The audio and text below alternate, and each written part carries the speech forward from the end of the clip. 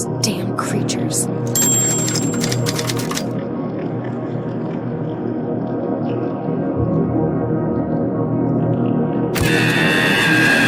Things are getting tight here. The battery's almost empty. Herr Professor! Professor Hartman, can you hear me? He's obviously in some considerable pain.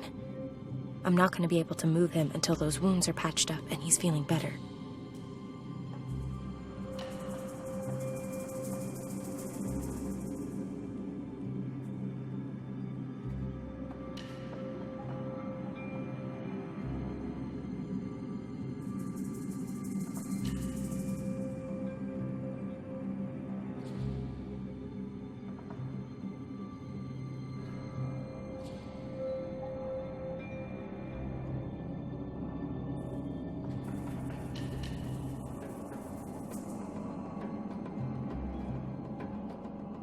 Here, get these down, you prof.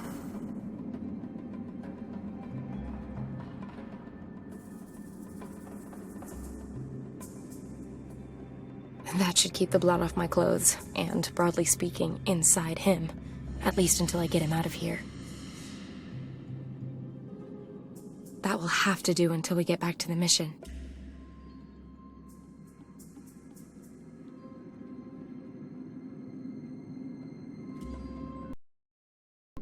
Don't worry, Professor.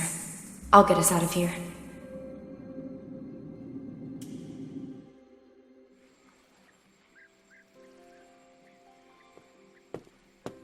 Hey, Professor. You look considerably less shit than you did when I found you 2 days ago. Welcome back to the land of the living. Thank you for the expressive compliment. The sisters have looked after us quite devotedly. And of course, my deepest thanks to you for your getting me out of there, Miss... Peters. Sam Peters. Ah, and you are the journalist. Please forgive me for setting off without you, but the situation left me with no other choice. Forgiven and forgotten. If you give me the story as promised. Of course. So you have a few minutes for me then? Take a long look at me. Do I look like I've got anything else planned? I'm just not entirely sure that I'll be able to give you all of the answers. Let's find out. You want to know what the Asan Bosum are? Spill it, Prof. They are humans, I'm sure of that. Did you see the wall paintings in the caves? Yeah. The Ashanti were always a very secretive people with an extraordinary bond with nature. As with all native peoples, their living space also forms the basis for their existence. They naturally defend it with every means at their disposal.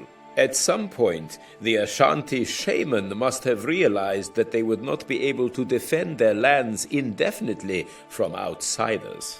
They therefore trained up some quite exceptional warriors. The ritual that's shown in the cave paintings. Correct. But those things don't appear to be human in any way. What happened?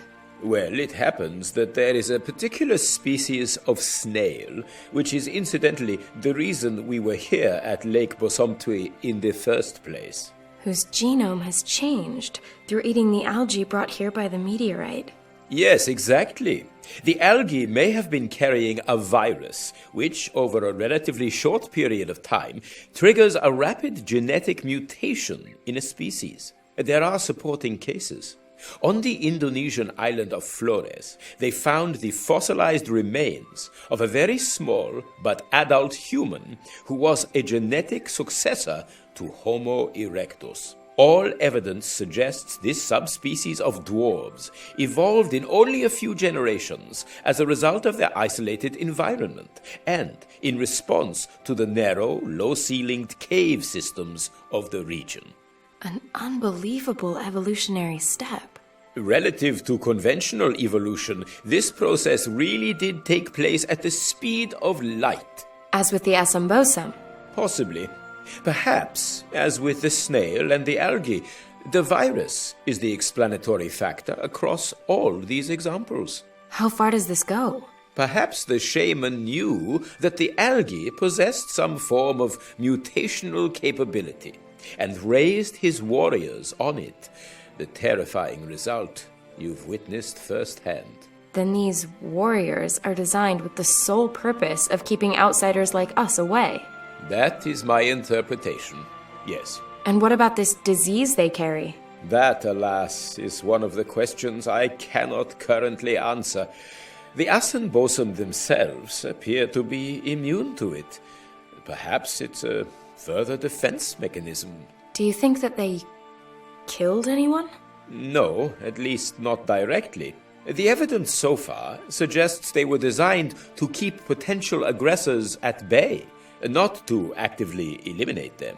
So what now? As snail research goes, Professor, this story is more sensational than most. That may well be the case. But? The shaman and the Ashanti have only been acting in the best interests of their people, and in perceived self-defense. And that justifies their turning children into monsters? We don't have to approve morally. But does morality apply in the case of survival? Doesn't every nation do reprehensible things every day in the name of survival? Clearly, we are not the first Westerners to come here, and I doubt the intentions of all such visitors are as benign as our own. In this special case, I have to ask myself, even as a scientist, is knowing the answers more important than doing the right thing? Answers are what we're paid for. Then I hope never to see the day that we run out of questions. Do what you think is right. So, I have to make a decision. Should I go ahead and publish the story?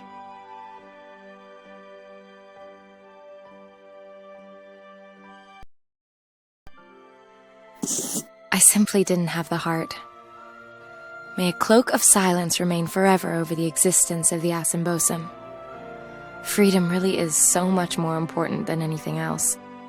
Talking of freedom, that's something I can also enjoy limitlessly, though sadly not on my little sailboat. When I got back to Hamburg without a single line of copy, my editor flipped and bounced me back onto the street. Whether or not he managed to get over the small heart attack that followed, I'm afraid I don't know. And frankly, I don't give a damn. It's time for me to drop by on Max in Berlin again. Perhaps he'll finally even introduce me to his beloved Nina. From the way he went on about her in Indonesia, I don't think they'll be apart for too long. And maybe he'll have a fabulously lucrative job for me and get that sailboat back on track.